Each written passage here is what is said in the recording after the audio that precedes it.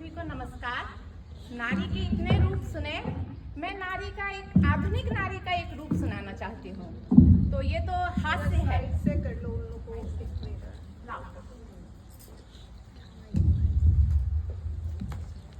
अभी हमने नारी में सीता का रूप सुना, पार्वती का रूप सुना।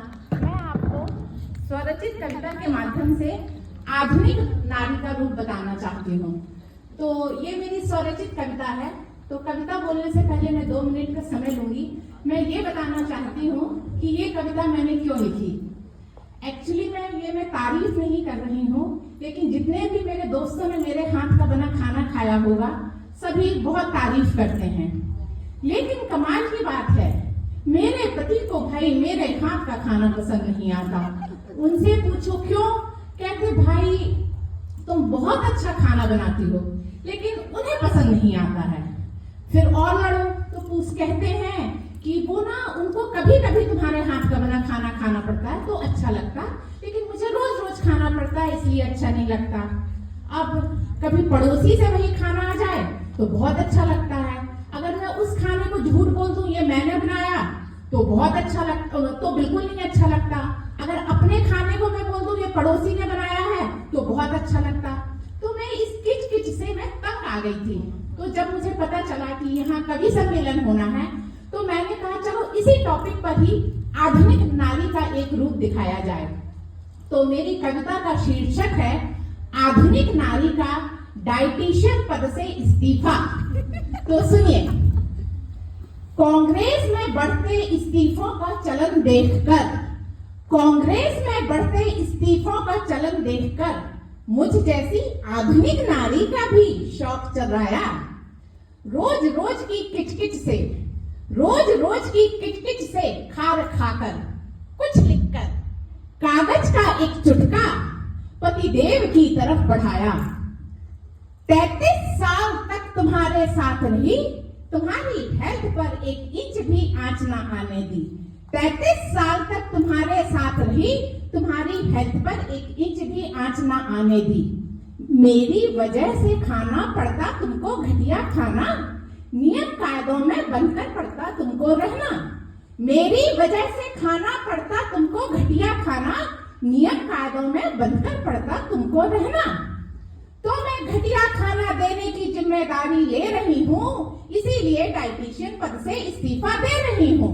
तो मैं तुमको घटिया खाना देने की जिम्मेदारी ले रही हूँ, इसीलिए डाइटिशियन पद से इस्तीफा दे रही हूँ। कल से अपना खाना खुद बनाओ, मेरी तरह फिट रहकर दिखलाओ। बेबस कांग्रेस की तरह उन्होंने भी चारों तरफ नजरें दौड़ाई।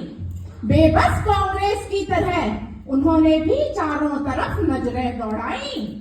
परंतु मुझ जैसी कुशल और सस्ती, परंतु मुझ जैसी कुशल और सस्ती डाइटिशियन कोई और न नजर आई। मैंने कल से खाना नहीं बनाया, मैंने कल से खाना नहीं बनाया, बार बार कागज एक्सेप्ट करने को उनको उकसाया। मैंने खरी खोटी सुना सुना कर उनको खूब डराया, मैंने खरी खोटी सुना सुना कर उनको खूब डराया। होने वाली बीमारियों की लिस्ट को भी सुनाया। वे मेरा त्याग पत्र लगातार पढ़े जा रहे थे, वे मेरा त्याग पत्र लगातार पढ़े जा रहे थे। हाथ जोड़कर बोले देवी, हाथ जोड़कर बोले देवी, अब तक रखा तूने मुझे सदा निरोगी, तुझ जैसी डाइटिशियन न दूजी। वे बोले देवी तेरा छोड़े गुस्सा, तेरा त्याग है सच्चा। कल दोपहर से ही भूख के मारे मरा जा रहा हूँ, तेरे ही हाथ का बना, तेरे ही हाथ का बना हेल्दी खाना खाने के लिए ही तो जिए जा रहा हूँ। मैंने ज्यों ही अपनी त्योरियां चढ़ाई, मैंने ज्यों ही अपनी त्योरियां चढ़ाई, उन्होंने प्यार की बड़ी बड़ी कसमें खाई। वे बोले देवी यह छुआछूत की बीमारी अगर, देवी यह छुआछूत की बीमारी अगर तुझ जैसी और आधुनिक नारियों को लग जाएगी, तो भारत के पतियों की आधी आबादी भूख से यूं ही मर